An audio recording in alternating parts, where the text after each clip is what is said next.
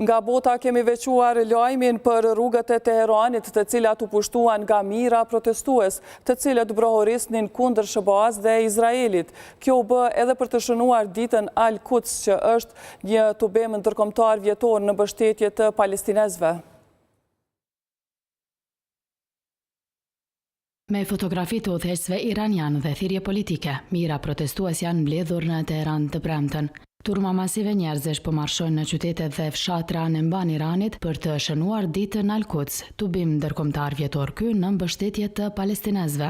Raportohet se protestuesit brohoritën slogane anti-SBA dhe anti-Izrael, ndërsa dogjën shëmbulltyra që përshkruanin të parin e shtëpisë së bardhë Donald Trump dhe kryeministrin izraelit Benjamin Netanyahu.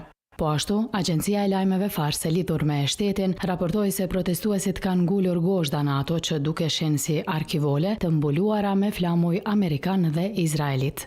Tubimet u zhvilluan ndërsa ushtria e shtetit hebre tha se kishte nisur një valë të gjerë sulmesh në Teheran. Më herët, media shtetërore iraniane raportoi për shpërthime në disa pjesë të vendit. Ky fundit u kundërpërgjigj.